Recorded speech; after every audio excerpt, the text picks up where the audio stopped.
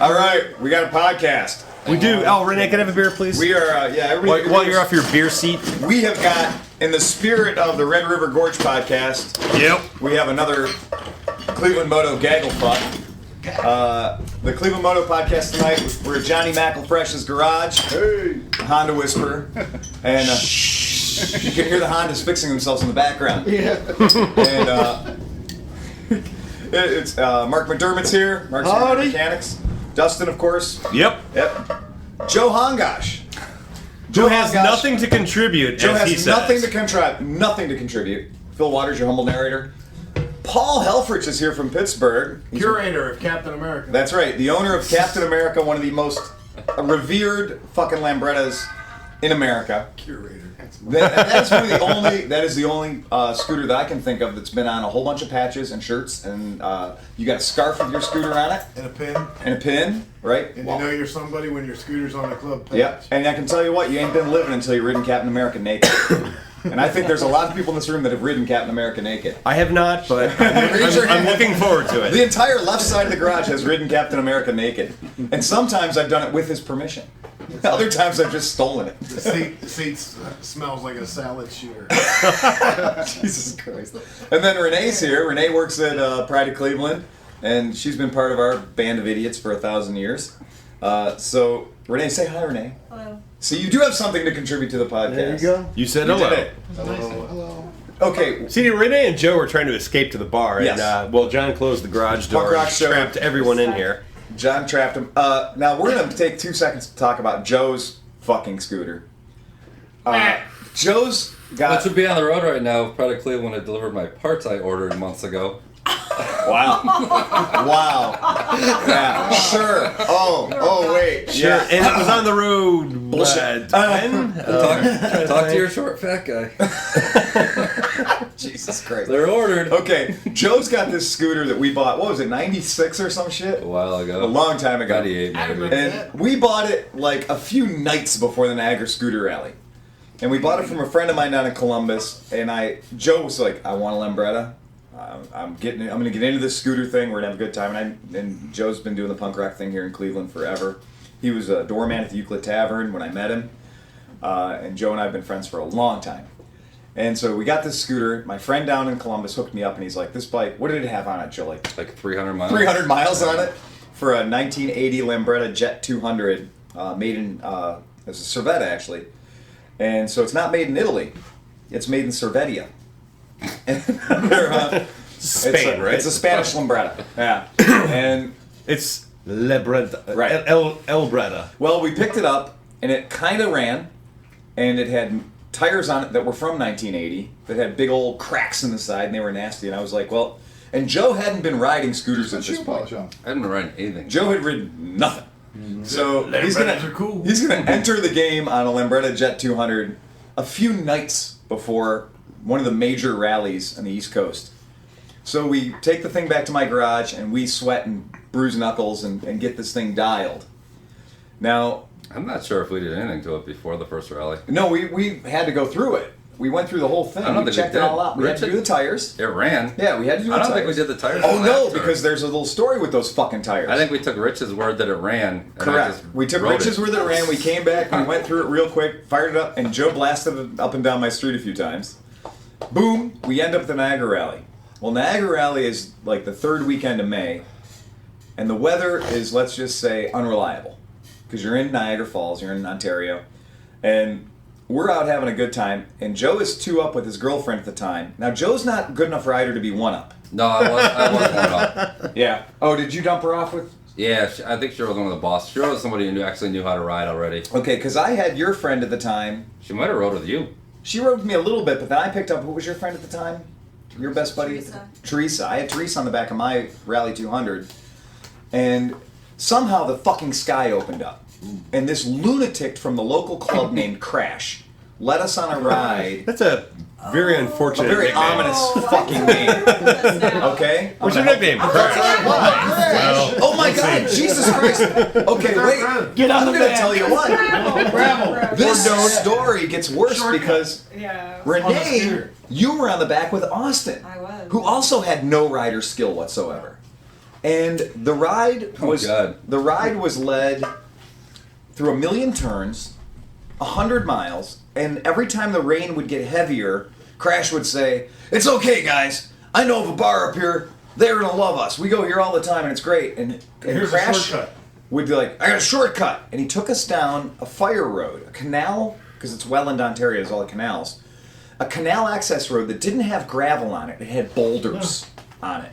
Gravel is something you can sort of drive through. This is like, if I threw one of these at you, it would kill you. It's like a I quarry. think the proper Yeah. term is spall. Spall, all right. It was huge fucking gravel. And the bikes are swimming around and everybody's panicking and it's raining sideways and the world is just shitting itself. It's horrible. Right. And at one point during the ride, when we got on some real road, the whole ride decided, under Crash's fucking infinite wisdom, to make a hard left-hand turn. Do it. Well, Joe was going... Next to a gate. Joe was going 1,000 miles an hour, and no rider skill on tires from 1980 that were like hard brick rubber tires. And Joe locked the fucking bike up in a panic stop. And all I could think was, this is Joe's first rally. He's traveled 14 miles. Fishtailed it for a few hundred And he's feet. about to die. I saw the bike fishtail. Joe was he was on the left side of the bike, he was on the right side of the bike, he was on the left side of the bike. At one point I saw his left foot go over his left shoulder. But it stayed up. He rode it out like a fucking cheap rodeo. It's like if you're having sex with your girlfriend and you shout her sister's name out. He held on to it. And he got it all back together, and I was like, fuck! And he's like, am I cool? And I was like, you're... And he stalled it, of course, because he was in fourth gear when all this shit happened. Right. I was like, no, just put it in neutral, start it again, and catch up to them. Because I was doing road guard, because I literally threw myself in front of oncoming traffic, because nobody said we were turning left. Mm-hmm. And we went onto all this gravel, and the road just never ended. We went to probably the worst bar in Ontario. Oh, no way. Knuckleheads? Knuckleheads? Knuckleheads was a great bar. In Crash's defense, yes, Knuckleheads was a great bar. I think the rule at Knuckleheads was... Do you still have the picture of everybody in front of it? Yeah, I do Send me too. that. I do too. There's nobody dead in that picture yet. That's right. Everybody in the Which picture is is a still miracle alive, in and of itself. which is weird. There's a But couple should be institutionalized. In the deal was, if you bought a shot, you got a beer for free. I like this bar. Yeah. I'd say that's fun. Right. Bar. And if you bought a shot, you got a beer for free. And back then in Ontario, beer and stuff was cheap, not like it is now. So we went in there in a downpour. Everybody's soaking wet. Nobody knew what rain gear was. Precious few of us had a helmet that was way wet. passable. And every time we would go out of the bar and somebody would get motivated to be like, we need to leave. We've been in the bar now for an hour. And before we get stupid drunk, we should probably go. And you'd go outside and like lightning would hit and another monsoon would roll through and you'd just be like, fuck it, go back in the bar. I think we were in the bar for 3 hours in the middle of the day on Saturday. It was a long time. And when we left the bar, it was seriously, we can't let him drive. We cannot let him drive. He's in bad shape. So who's going to ride his scooter? Oh shit, we have too many scooters, not enough people, and it came to various different people were not qualified to drive out of there.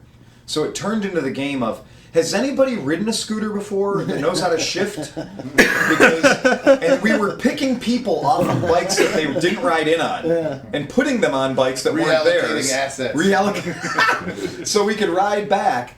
The miracle of the ride was it took us, an hour and a half, 2 hours to get to the bar.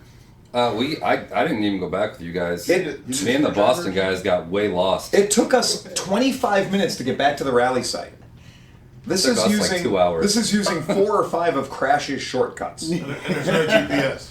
Yeah, GPS didn't exist. We didn't even have pagers back then.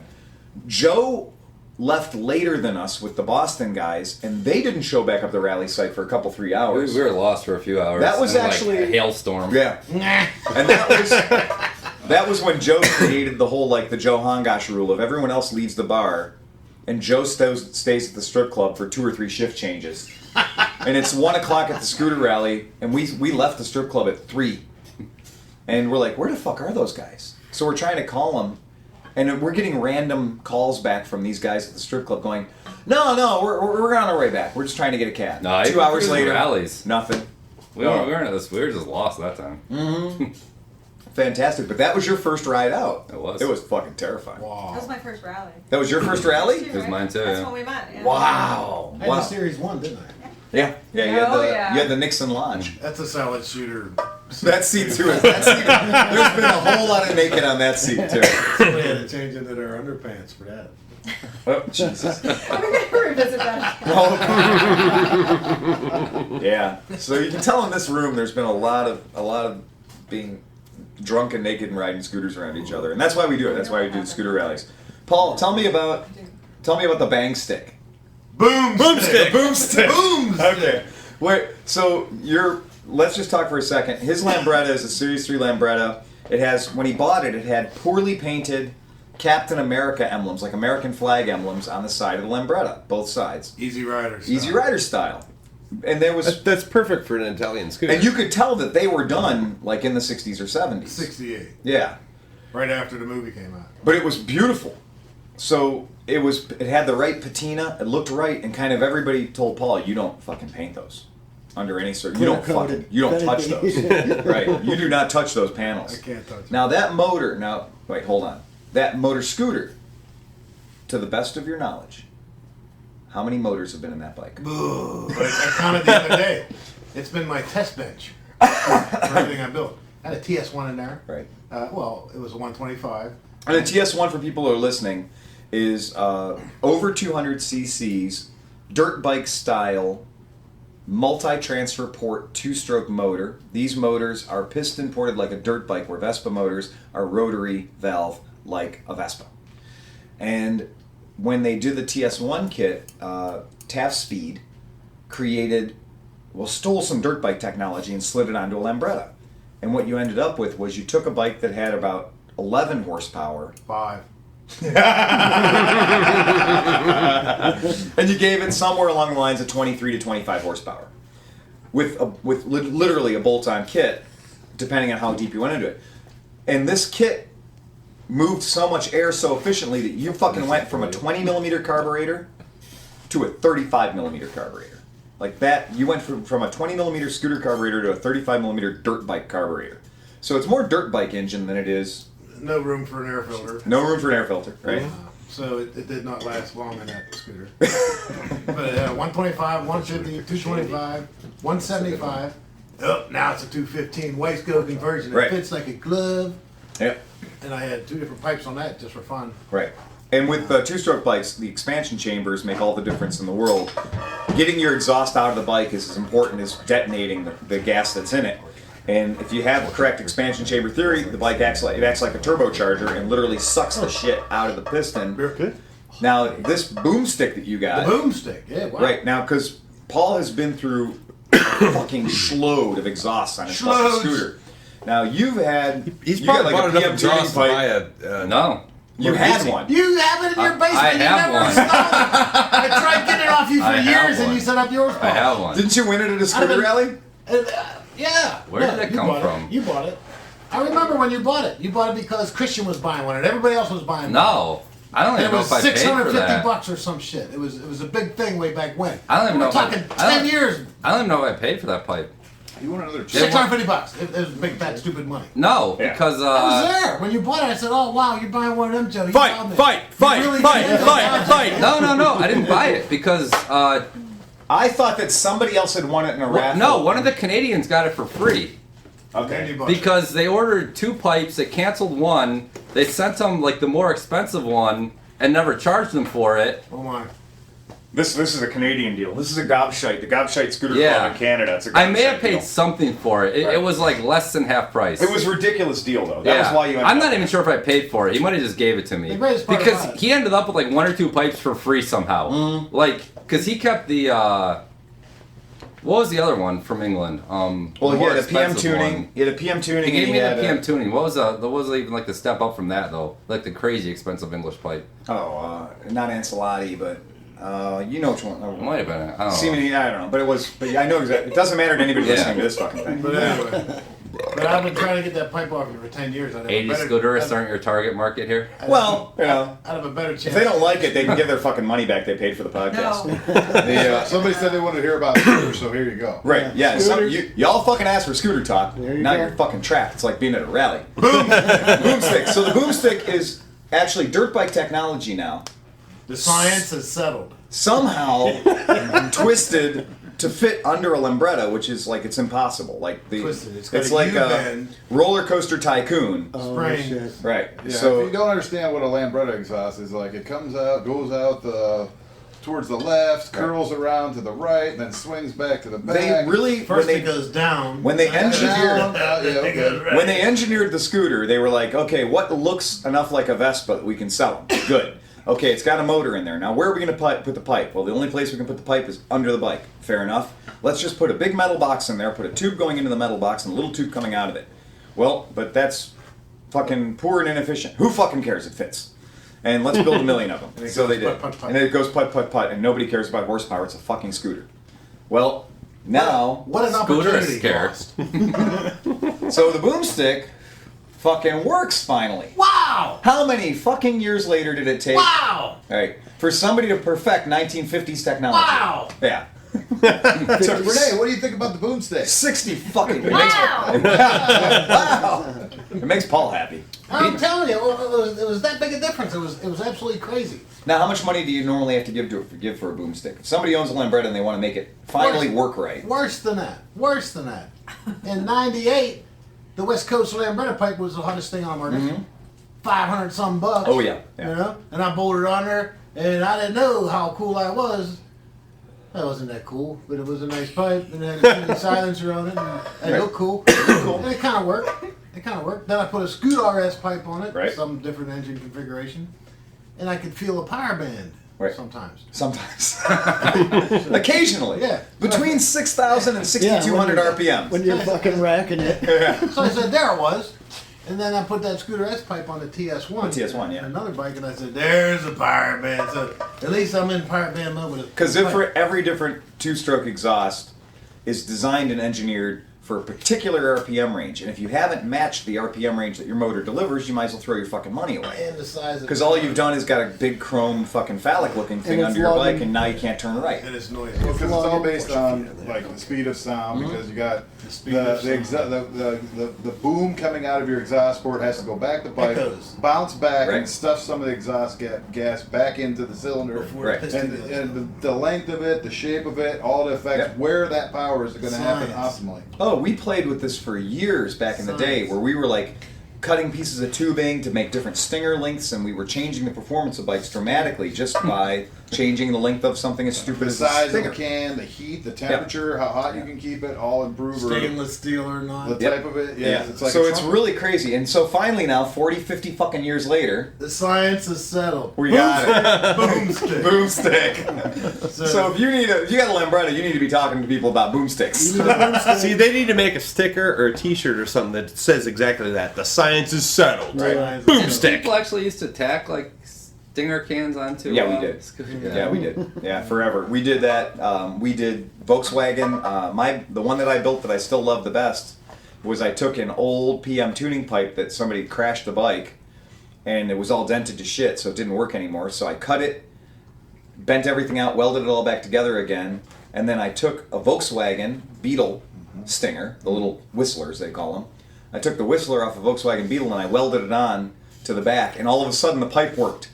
For my particular motor, I had a TS1 225, and it actually fucking worked. And I was like, I had other exhausts that I actually paid real money for that I took off and sold to people at a huge loss because I finally had something that fucking worked for that particular motor. It's locked into the science. Just lucked into it like an idiot. Just walked into it. That may be the case with the boomstick. And then I put a hole in the piston. May be the case with the boomstick on this bike. It's a 215 Wiseco conversion. Yep. It's got a longer rod, a shorter deck height piston. It's got a longer rud. Rod. Oh, okay. From Pittsburgh. Rod. Pittsburgh. Anyway, Yins. He's speaking Bergian. Bergen. Yins. Yenzer.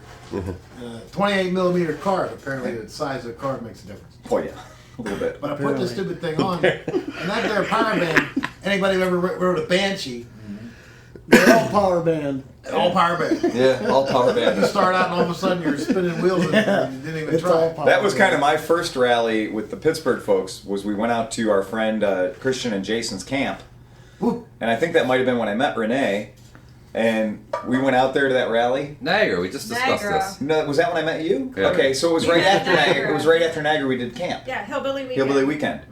And so we went out, and Renee had a little small frame Vespa she was plodding around on. But Jason Cholko was a Harley guy, and he wanted fucking nothing to do with us. Until he saw how much fun it was. Right. Sat in the corner and pouted. Sat in the corner and pouted. Yeah. And he's a mountain of a His man. Rolling Rock. And he drank his Rolling Rock, and he was just fucking, oh, you fucking scooter fags coming out of my fucking camp. Fucking. Sat in the corner, made sure he didn't talk to anyone. Right, and I will always look for the scariest person in the room and go make him my friend. And so I did that, and my wife was hanging out. My wife was like, "Who's this guy?" And I was like, "This is Jason. He owns this place." And he's like, after a little while, we started talking about Kawasaki H2s and stuff like that. I had an H2 at the time, and he's like, "Oh, you want to ride something with some two-stroke power? You ride my Banshee." H2. And he goes, "You ride the Banshee, but you be real careful." So I took his Banshee out, and seriously, I've never met a quad in my life I trusted, ever. This thing was fucking out to kill me. Yeah, they're fucking sick. And it was a two-stroke RZ 350 motor, It was nuts. put in a quad, with just nothing but performance. Nuts. He's like, I spent $2,300 building that motor. I'm like, and you got your fucking money's The worth. science was settled. So I'm driving around this camp, and there's a few Like little you're saying. camps hiding on this little gravel road back there, and I'm like, oh, I'm having a great time. Rah, rah, rah, rah. And then I see this kind of open area full of very tall elephant grass. I'm like, that looks like the perfect place to go play with a quad, out in the elephant grass. What I found out was some fucking lunatic didn't like quads playing on his property, so he cut down a bunch of trees. Ooh. Big Speedball. 18-inch trees, and he laid it, and they were all just laying randomly in the elephant grass. Well, you didn't see them until you hit them. Yeah. And then when you hit them, you weren't on the quad anymore. Yeah. And then you had to like go back and start the quad again, and try to hop the big logs with the quad. Didn't work out so well, but I took the thing back to him, and I was like, "That's pretty good now, Jason." And Jason, what do you think Jason weighed then? 340, 50. Yeah, 340 or 350, maybe. He held it well. He wore it well. And he still does. And so Jason was Until he like, fell down. "Well, what do you got there?" And I was like, "Well, I Timber. gotta." Yeah. When he fell, he kept falling forever. Not The agile. tidal wave. Yeah, not agile. But Bumbles bounce. Yeah, my God, he pumped spots. So I give him the keys to my Rally 200. My Rally 200 at the time, it had a 208cc performance motor in it and a pipe and all the good shit. And I was like, well, go, he's like, fucking scooters are gay. I don't want to be anywhere near a scooter. You fucking weirdos need to leave my camp. I was like, here's the keys, go ride my bike. So I took the side panels off my bike because I knew he was going to crash it. Thank you. So, and Rally 200 side panels are like a fucking king's ransom. Yeah. Yeah. So I took the side panels off, threw him the keys. Jay goes over to this thing. I explain how to start it. I explain the way the transmission works. Yes, please. I would love another beverage. Last two. Oh. Boom. Boomstick. You say Boomstick. Boomstick. Last two beers. This is gonna be a short podcast. Cholko takes off on my Rally I got 200. run. I got nothing to say. Yeah, you had nothing to say. Yeah. Cholko takes off on the Rally 200, front wheels in the air on gravel. I literally see my scooter's life pass before my eyes. You gave the weight. Did you get? I gave- He's like 6'4". Oh, yeah. Which also needs to be Yeah, he's a monster. added to the And he picture. goes and just fucking takes off, and we can hear him laughing. Yeah, Just face. fucking laughing. And after like 20 minutes, he brings the thing back, and he's like, "Oh, ew." And Jay's normal delivery is like slow and low. He doesn't get excited about much. And he came back, and he was all amped up. And he was like, "Man, that thing's a lot of fun. I've been riding Harleys for years, and I've never ridden a Harley that was that much fun." And by the end of that weekend, we fucking got into his soul. And he's been riding scooters ever since. And just one of those things, man. He got a little taste of it, and all of a sudden, how many Harley tattoos do you think he had? You got a couple. Yeah, And a steel mill. yeah. How many Harleys has he owned since then? Just a small steel Zero. tattoo though. 0. I don't think it was a steel. Oh, that one. The foundry tattoo. Yeah. The foundry tattoo, which looks like grain silos. If you're not from a steel town and you don't know what foundries look like, To people, it looks like Nike site missile silos or like nuclear power plants. To people who don't know what a foundry is, It looks like the opening scene of The Simpsons where they lose the it does. rod.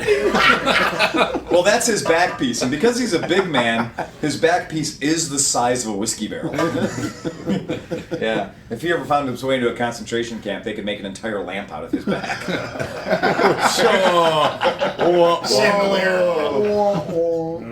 Make a circus tent. Boomstick. Boomstick. Boomstick. Boomstick. The first time I ever rode a Banshee, a buddy of mine, I had been riding four-wheelers, and a buddy of mine said, "You gotta ride this thing," and I'm like, "Okay."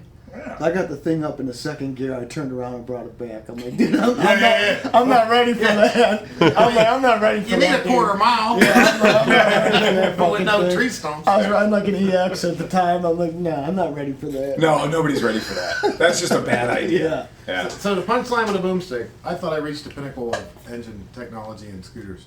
With the TS1, that was cool. The Wiseco 215 conversion, that's really cool. It takes a simple motor with just a simple tweaks, and it's almost a TS1.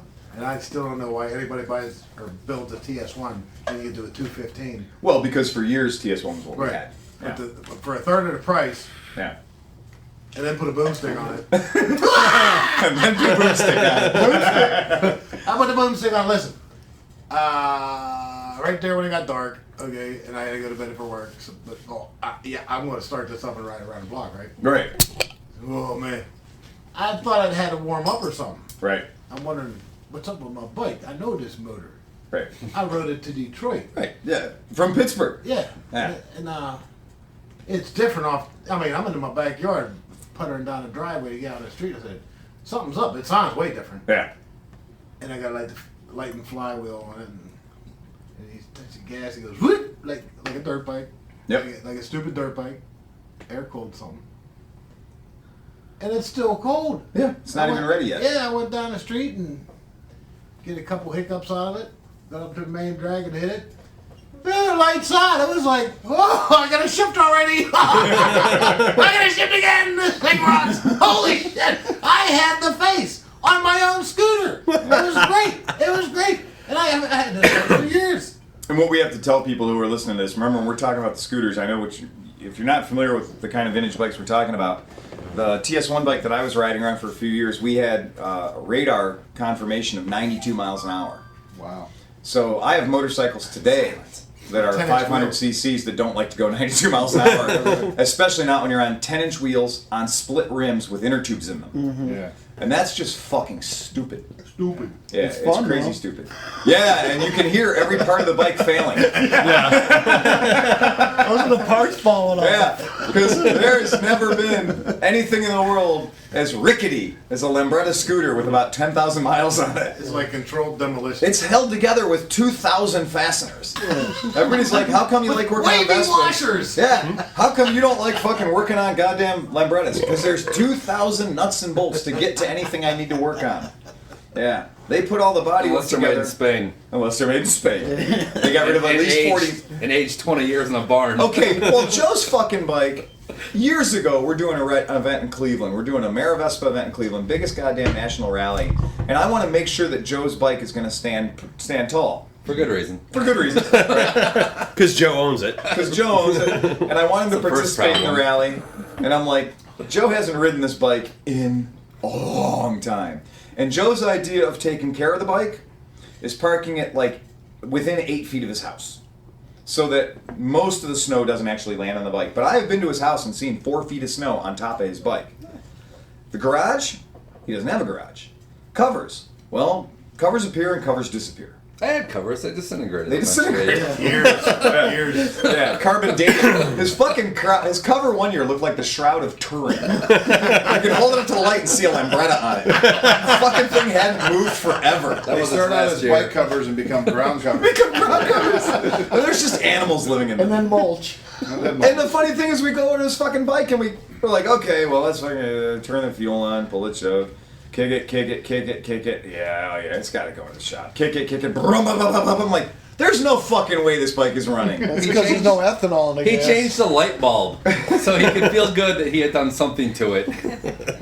I was like, Joe, I'd love to tell you that it needed all kinds of fucking work so you could go ride with us, but realistically, This mystery fucking scooter is the most reliable Lambretta on the planet. How you lucked into it, I have no idea. 300 miles. Rich? Yeah, Rich Grotzinger down in Columbus, man. Right that deal at the right rich. time. Oh. I think we paid $600 for it. At least you If kept- even. Back in the day, man. It was cheap. $600 for a bike with 300 miles on it. Paid It was more for a crazy bike. cheap. Yeah, you paid more for a bike. It Exactly. was cheap because it had like a fucking used. Ace Hardware toggle switch Yes. that started the bike. Yes. It had pieces of garden hose Yes. There were a number of- incorporated into its mechanics. That makes for a great bike, though. It did. There were a number of hillbilly modifications. Like the fuel tap did nothing. The fuel tap was simply there for show. Yeah. There was another fuel tap hiding downstream. Yeah, or a pair of Yeah. channel locks. We just had to spend some time looking around at the bike and seeing all the Yeah. different things that actually made it function. There was actual garden hose in There it. was garden hose in it, yeah. Yeah. There was garden hose in the bike. Oh, I've definitely incorporated plenty of duct tape into bike. Oh, man. Yeah, that was It pretty, needed a little duct tape was before it pretty was rad. really actually. I have not, just for the record, I have not put any duct tape. Yes, you have. John I've will always not. had duct tape. There's John will not put there's the no duct duct tape. tape They make anywhere in colored this duct garage. tape is there? nowadays. Yeah. Runs right in. Very fancy. They make it with all sorts of little Stylish. patterns on it. Yeah.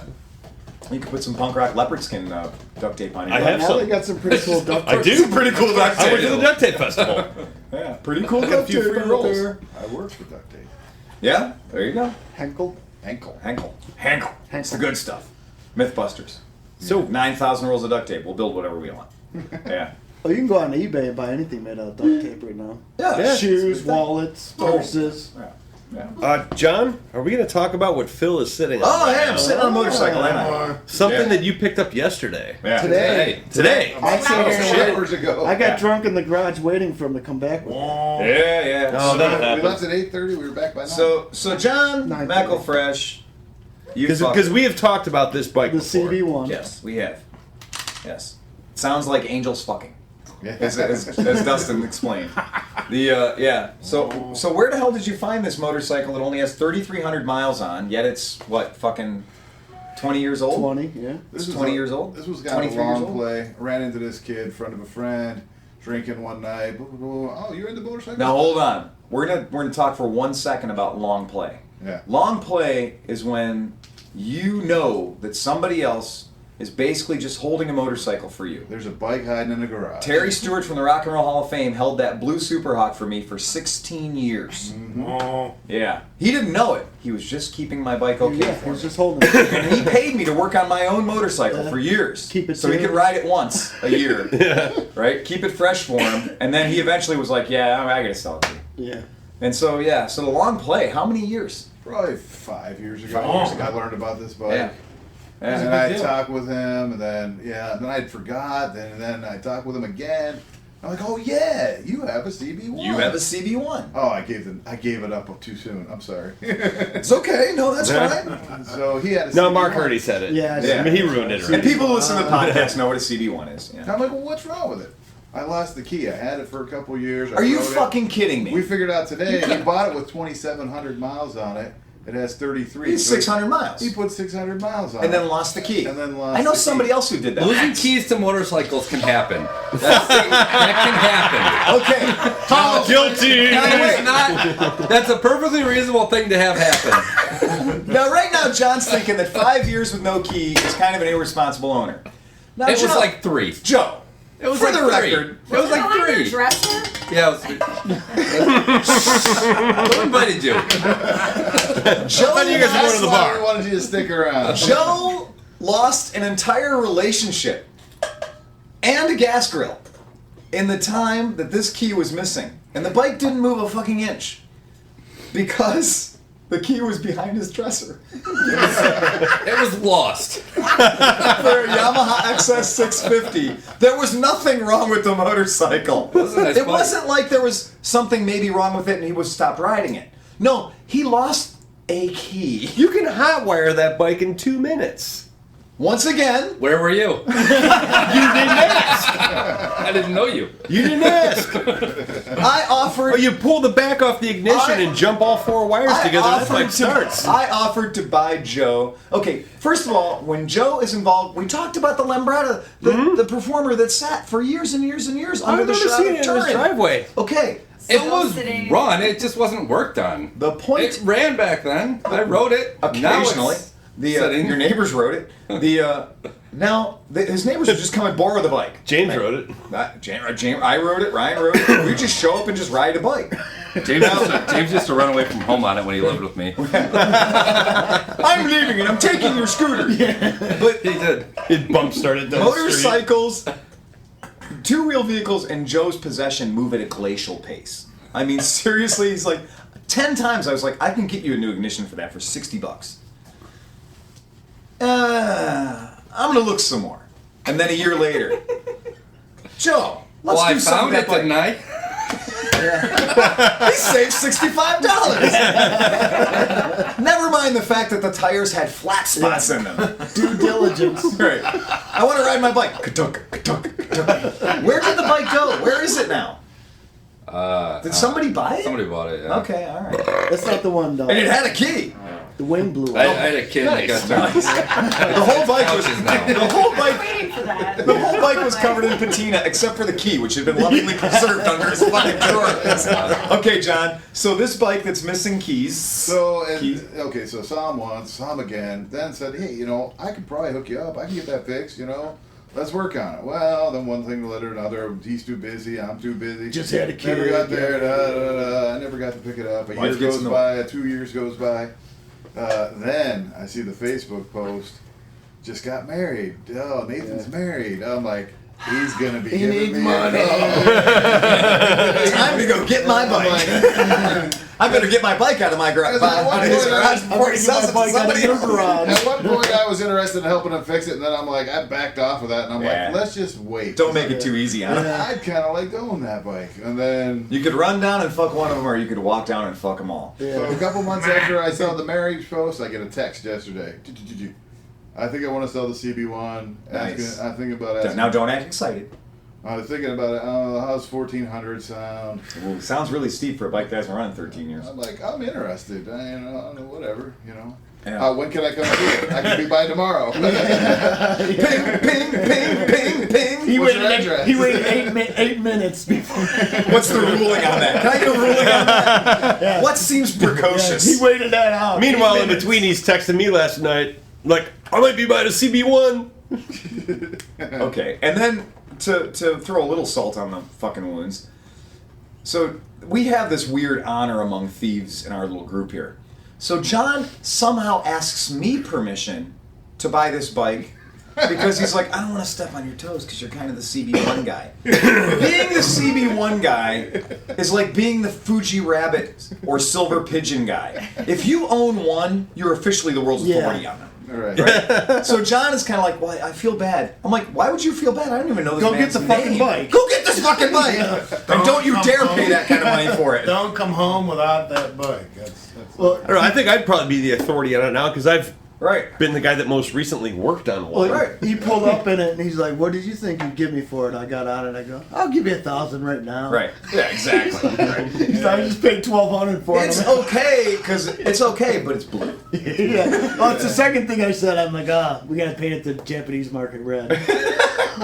It's okay because it's But blue. it's got the cool But they only aftermarket came fairing. in blue. But it does have this aftermarket, like, race tech fairing on I it. told him. I think it was purpose built for. I think you're right. CB1. I think It's probably they're probably a small production AirTech. run in a AirTech. homemade. Yeah, it's probably AirTech. Yeah, it's an But AirTech I fairing. told him if he took off that bottom half of that fairing where it bolts onto that top half and Yeah. kind of rounded that out a little bit, that would look. Oh, I'm gonna keep the whole thing. You need to, yeah. No, keep the whole thing, yeah. Keep Why the whole- not? It's weird. It was kind of I couldn't help but say it. He's like, I said, oh, I see you got married. He's like, yeah. I said, I knew you'd be calling me. And in a recent podcast, you were quoted as saying, I'm looking for a nice 90s sport bike. And that's what Right. that's the other thing that was like, I'm like, you know what? I kind of was just going to get a CBR 600. And then I was like, well. This is a lot cooler. Yeah, I can live with the CB1. It's a really rare bike. You don't Yeah. see For it people who don't know all. what a CB1, and haven't heard of Just the look it up. podcast, Yeah. it's a 4-cylinder liquid cooled, Yeah. 400 cc, so 100 cc cylinders, like. The excitement starts at 10,000. I would- Yeah, No, the I've never gearing, ridden one, the but- gearing on them is retarded. Yeah. Yeah, it's all high end. Um, But I I- will say this: he in the 600 miles said, "Oh, look out, because we got a 1300 RPM red, and then when you get up there, it's gonna wheelie." It does, yeah. Shit It's- happens real fast. Well, I put 1,000 miles on Yeah. the red one, Yeah. and it's every ride on that bike is engaging in a race. Yeah. If you're Even- going to, even if you're going not- to get a pack of smokes. Yeah, it's like you're It's the racing. getting a pack of smokes GP. You know, because it sounds like it. No Right. matter what you do on that bike, You it need sounds 20 like people to chase you going to get a pack of smokes to make it feel like what it feels Yeah. like. Yeah. someone to trade paint with in the turn to the Every- 7-Eleven. Every time Emmy rides it, like when we're bringing the bikes in at the end of the night from the shop, Emmy's always like, I need the keys for the CB1. Because she won't just ride the CB1 like around the store and bring it in the back doors. No. She's got to go through the neighborhood. Yeah, so crack it down the Yeah. street. And so we have rules about like what streets you're not allowed to go fast on because of our neighbors. So she will take the authorized route, Speed route. the speed route, to go, crack this thing. And when she brings the bike in, she disappears. We've moved in 7 bikes, 8 bikes, and she reappears. And she parks the bike and it's doing that tink, tink, tink, tink, Yeah. tink, tink. Cooling down. I was like, you just did 7 minutes at 10,000 RPM. It just likes it. The bike likes higher RPM. 10, Yeah. wait, 7 minutes at 10,000 RPM is 70,000 revolutions. Mm-hmm. The motor just counted to 70,000. It was like playing a game of hide and seek. Yeah. 1 1,000, 2 1,000, 3 1,000, 4 1,000. Yeah, pretty fun.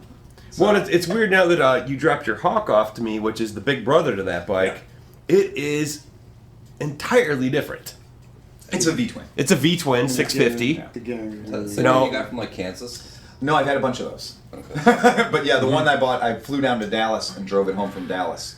Drove it home from Dallas in 16 hours. So got a real nice saddle sore 1000 out of that one. And but they are amazing motorcycles. They really are. That's kind of one of those things. It's one of those bikes that defies. It was over-engineered. It was overbuilt. There was too much technology. And It was too undersold. It was too expensive. Nobody bought it. Yeah. Well, they built it just to get into that race class. Yeah, they had to get into the race class. They wanted to spank Yamaha, and they wanted to spank Suzuki, and they did. Well, And- Dustin, I'm looking forward to getting this thing running. So. Well, hey, dude, you when already I let me get know. time, Let me know, buddy. I mean, I don't see there's any reason why I should learn how to clean the Yeah. car. No, really. I think Dustin just said he was the authority. Yeah. You know what? Yeah. Once you dig into it, you'll realize, hey man, this isn't that bad. But hey, at any time you got a 12-pack and want me to roll over, I'm And that is more than kind of the willing. community. Tomorrow night. I don't know. We'll see. Yeah, there's that weird community around here of just kind of moving bikes around from garage to garage. I'm sure when I go to sell that, it probably won't fall far from the No, tree. it won't fall far from the fold. Yeah. Yeah, they'll probably be like, so John, I know what Yeah. you've got into that bike. Yeah, I publicized. And you're going to be going like, God damn it. How many names can you put on the back of the title before you actually have to take it to the title bureau? Oh wow, you filled up your entire title. That, right? Yeah. That's a $3,500 bike all day long. Oh, all day long. Oh, easily. Yeah, all day long.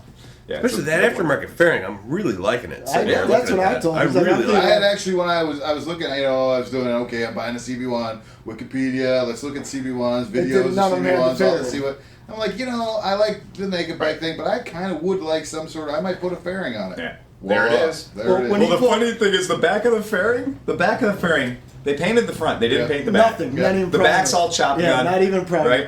And on the back, it just says in giant Sharpie marker, CB1, blue. In case you couldn't see the fairing. If you can see to read CB1 blue, you've already seen it's blue. You know it's blue. In fact, the only thing you don't have to write on there is blue. Unless the guy that works in the part department is colorblind. Yeah. Then you might need to write that on there. Yeah, right. Little boy. Yeah. Yeah, it's very funny that it does say CB1 blue. It's written CB1 blue on it. I'm seeing in 3 different places. Yeah. 4. He fine. Oh yeah, and it's got the square headlight. Yeah, the square headlight The kind of very sucks. desirable square But, headlight yeah. conversion. It's got a beautiful round headlight on it. What are we going to do? Let's put a square headlight in it. And as Mark said, why did you put a square headlight in it? Because it's easier to fucking cut fiberglass in squares than it is circles. With an enormous, welded steel cage Oh, around. the cage around here is monster truck quality. Yeah. We know that no matter how hard you crash it, that cage around the headlight will always survive. Road trigging. I would go on Pee the in the other pool. side of the fence in that one shrub there. Why don't you water the? Well, you don't have to tell the whole podcast community what I'm doing. Dustin's going pee. Yes. Go potty. Go pee. Yeah. Yeah, whatever. Oh, so that's cool. So anybody have anything else they absolutely positively need to talk about? Okay, then we're going to make Dustin drop this podcast really early. He's going to put it in front of some other ones because we have an event coming up, Mods vs. Rockers, August 9th through 11th. So we're going to make Dustin drop this like Tuesday. Mods vs. Rockers event here in Cleveland, August 9th through 11th. You can get on the website. If you just type in Mods vs. Rockers Cleveland into Google, it'll take you right to it. It's a good event, and if you live within a couple 100 miles of Cleveland, you should probably come up to it. Girl. Friday night, they're doing a thing at a bar called Porco, which is on... No. Is it a Porco? I thought it was a McCarthy. No, Saturday's McCarthy's. Okay. So Friday night is Porco. That's our buddy Stefan's bar. The bar's not technically officially open. Stefan owns a bar? Yeah, Stefan owns a bar. It used to be called Cranky's. I think that's the most awesome thing I've ever heard. Yeah. That This Stefan squeaker. owns Wow. Crankies. Yeah. Because that could be a lot of fun. Well, Stefan owns Cranky's because Stefan's house is 75 Yeah, feet the from bar, Cranky's. the bar is his front yard. I used to So- love when they would do bike nights and he would show up on a bike. Yes. He would show up. Like, did it take you longer to warm that up?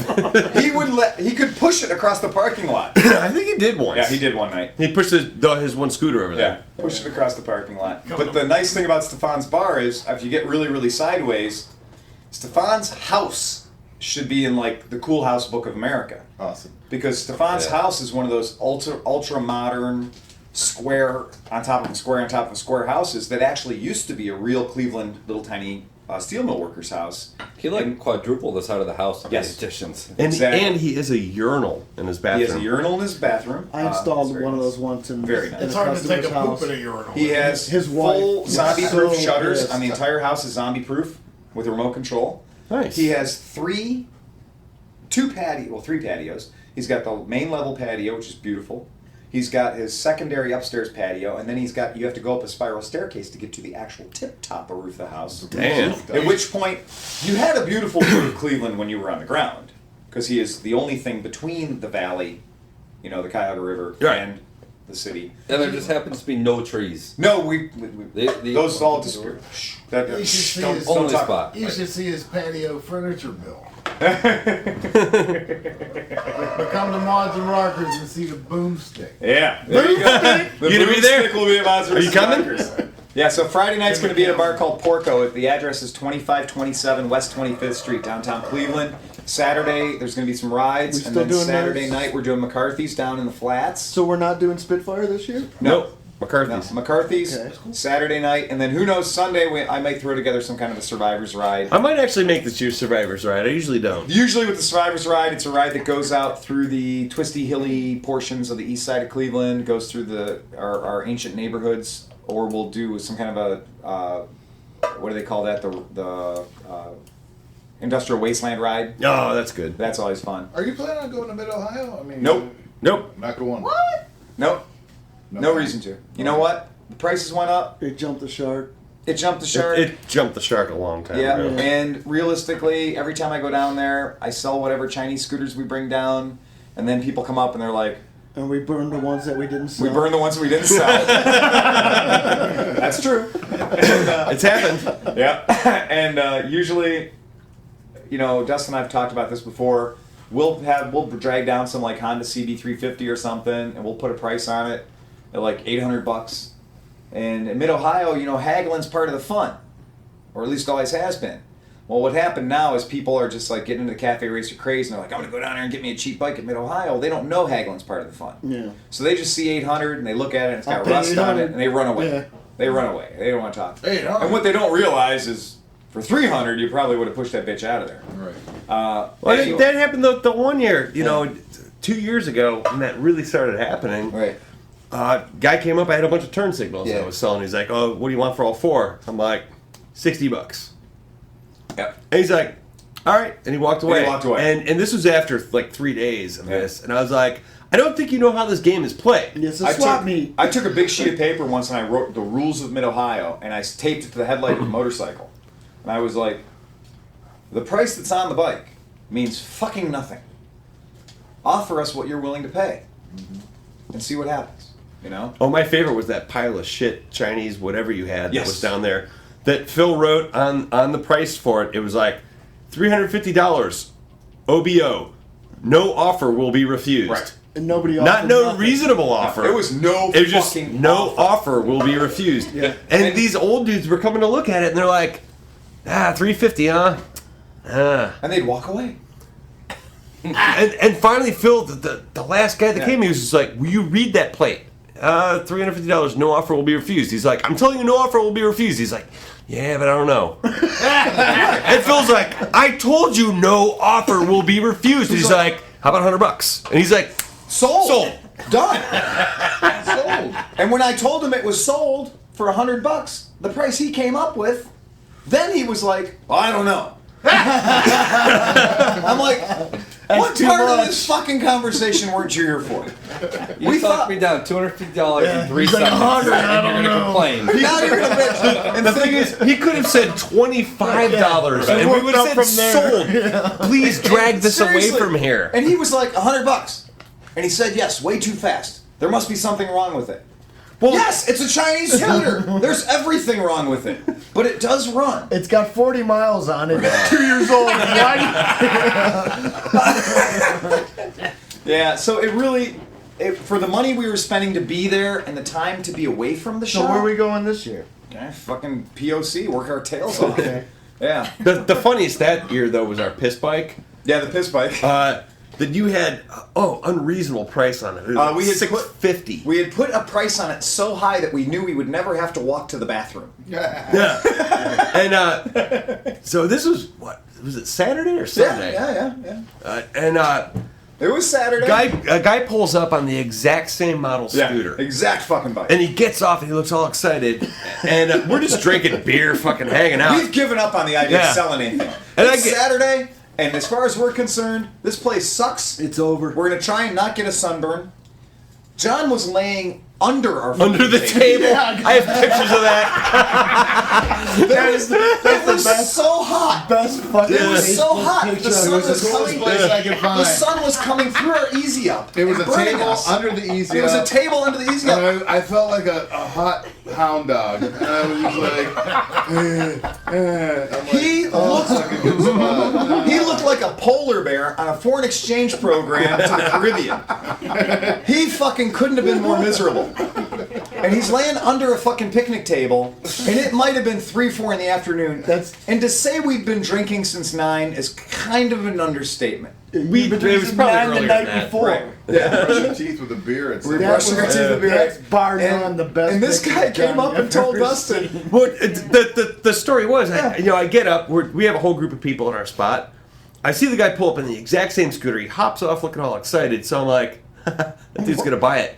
And I tell Phil, I'm like, hey, dude, I'm going to go sell your scooter. So Phil took that as code as like, Dustin's got to go take a shit. right, Dustin's got to go take a shit. Because that was the thing. You leave the booth and the bike had this price all over it. So you would meet more people going to take a shit on a running bike because they'd see you riding by and they knew the thing ran because you're using it to go poop on. Yeah. And so he's like, I'm going to sell your scooter. I'm like, oh, he's going to take a shit. So I walk up to the guy and I'm like, hey, So I make another fucking dark and stormy. yeah. You know? So he's just sitting there talking with everyone, drinking, I whatever. make another cocktail. I walk up to the guy and I'm like, hey, how you doing? And he's just like, yeah, so does 650 still stand? It's good? I'm like, yeah. He goes, okay, I gotta go get some money. And I turn around and walk back to Phil. I'm like, sold your scooter? He's like, I thought you were taking a shit. I'm like, no, I told you I was selling your scooter. He's like, what? Was it 15 minutes later, the guy comes back with $650 cash. That was our fuck you go away price. That was our we are never gonna walk to the bathroom price. Was that an Excalibur or what? It was some horseshit. I don't know Chinese what thing. it was. Yeah, it was some horseshit Chinese thing. It didn't cost the guy who sold it $650. It didn't cost that much new. Right. It wasn't that much retail. Did it have a roll cage? No. We did one of those ones. That was like our big Yeah. sale that year. Yeah. That, Oh, that was- and you selling my XS650 while I was sleeping. Right, he was asleep and I sold his bike for him and I was like, Yeah. wake up! Why? I need the title. Why? I'm like, for what? He's like, I sold your bike. Sold I'm your like, bike. oh fuck, how much? He's like, 900. I'm like, awesome. I would have taken 4. He's like, I would have taken 4. I get up, I'm all groggy after like 18 fucking hundred beers and a nap. Yeah. I'm like, oh, like, here's your money. Here's let me sign the $900. title here. He got up for that. Yeah, it was fucking. But realistically, those are the only things we sold, and we were there for fucking 4 days. Yeah. Worked our tail off getting in, got rained on twice, big old mud pit. Everything we owned got dirty. Oh, that was a Rains in bitch. Ohio, it's Yeah. the Yeah. worst. And so the long and short of it is, you might have made $100 the whole weekend. And you spent $600. You spent $600 doing it. And beer and your beer and ice camping budget and those stupid Domino's pizzas. Yeah. You know? Oh, those things suck. And then paying $5 to take a shit or a shower. Right, exactly. Realistically, it ain't worth going. So if you want to ask why we're not going to be at Mid-Ohio this year, I think we just laid it out pretty nicely. Yeah. I bought Cool. a $70 parts line bread at once. There was one time many, many years ago when Paul and I decided we were going to go to a swap meet in Portland, Indiana. And Paul lives in Pittsburgh. So we had this big conversation about how we were going to last minute just jump in the fucking van and go haul ass to Portland, Indiana. But Paul's got to get to my house first from Pittsburgh. All you gotta do is get to Cleveland. All you got to do is Paul. Once you get to Cleveland, I got you covered. Easier said than done when you're So Paul at the time had a Ford station wagon. Broke. Enough said. Okay, it was like the little baby LTD ones, right? And so Paul's like, "I'll be at your house at 9 o'clock in the morning or 8 o'clock." It was fucking early. And he's like, "I'll be at your house at 8 o'clock in the morning, and we're gonna roll out." That means he's showing up at 6. Okay. Well, no. I got my coffee going. The van is ready to go. We got the bikes we're taking in the van. Everything's pimped out, ready to go. And I'm like, motherfucker said he's going to be here at 8. It's 8:20. Where the fuck is he? Well, at 8:21, I hear... The motherfucker pulls in my driveway on a Performer. A white Performer That's a good with a windshield as tall as a house Yeah. on the front of it, and he's got a big shit-eating grin on his face. And I'm like, when did this turn into I'm riding a scooter from Pittsburgh to Cleveland? Is it when my Ford broke down? And he's like, well, my pickup truck, or my wagon wouldn't start. And I was like, so how? I rode the turnpike. Like, you rode the fucking turnpike on 200! a fucking 200cc vintage scooter? Yeah! Wide open! Wide open! No helmet, no helmet. Wide open from Pittsburgh to Cleveland on a fucking turnpike. I can only imagine what the truckers were saying. Yeah. Oh shit. With the windshield. We're gonna suck him in. I didn't know the shortcut. Yeah, clearly it's a shortcut. Yeah. Fucking shows up and I was like, if that fucking don't beat all. So yeah, we loaded up, we went out and we went to the swap meet. It's all old men in Cushmans and shit. And we went and we swapped out. And I was like, I wasn't having a real good time. I wasn't making any real action happen. You can hit it. Raise it up. Raise it up. Open the gas Almost chamber. done. We're in here smoking. This won't last long. We're at the end here. Renee knows it'll be over before she knows it. But Paul comes walking down a fucking aisle with a sewing machine. Now, we're at a motorcycle swap meet. And Paul walks down the aisle excited as fuck with, I think, an iron and a sewing machine. Look at that! And he's fucking totally excited. Look at this. Look at this. There's a fan! It was a fan. Fan. Yeah. $15. Look at this. And he's the proud papa, like he fucking won. And meanwhile, we couldn't get play on nothing, right?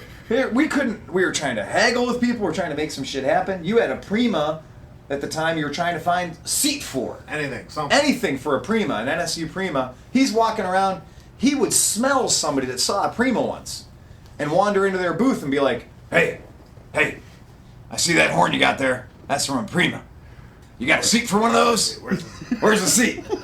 And meanwhile, the seat on this thing was literally a piece of rotten springs with a piece of white rubber stretched over it. And it was like a catcher's mitt for your ass. And there were 2 of them. Stupid NSU. Stupid NSU German scooters. And Paul's just bothering everybody who never knew. And he was like, it's not a Prima, just a Prima. It's Prima D. It's a Prima. No, it's not just a Prima. It's a Prima D. Prima donna. Prima D. And I know that when we left there, when I saw Paul's face with that fucking fan, and you were so happy, I was like, we need to go away now. This is it. Paul just got the big score of the fucking swap meet. We have heard every story from every Cushman asshole. Cushman's, huh? And we brought like 2 Vespas to sell. We had bikes to sell. We had beautiful looking bikes that we could sell, and nobody. That was the opposite of Mid-Ohio. That was like, we had like $2,200 on these perfect 800-mile scooters. Yeah. And people are like, give you $400 for it. Yeah. And we're like, oh, Jesus Christ. And at that point, I was just like, let's just fucking ride these things around and see what we can fall into. And yeah, he was the big fucking winner that day, man. Rode his fucking Lambretta all the way from Pittsburgh to buy a There's a boomstick fan. $15 goddamn fan. How'd you get that back to Pittsburgh? Back of the scooter. I had a van. Oh, I believe- you drove him back? No. We eventually worked it out, but that van later got traded to you. Is this For a all the gun. bullet holes? That's right. Yeah. I took your van home. Right, because you took my van home Yeah. because we traded your Sig Sauer. And I had your registration for a year. For my. Once again, how long can you hold a title? You fill water. Apparently a year. Aero van? The blue. Yeah, my blue white thing? Aerostar. Yeah, How many Aerostar. rallies did we go to in that fucking thing? I slept in that. Yeah, once again, I slept in that van. Paul leaves my house with his scooter in the back of my van, and I have a pistol, And I got a fan. and he got a And fan. a sewing machine. And a sewing machine. As many vans Was as your you've sewing had. machine or was it just a fan? It was Phil, just a fan. Phil should have T-shirts that say I thought it was like a blender or I something. slept in but Phil's van and all I got was this shitty Yeah. T-shirt. Shitty t-shirt. Yeah, so he Should've made got those. he got a fucking he got an Aerostar van. That started a string A nice- of free Aerostar vans. Right. Yeah. A You nice were safe ride home.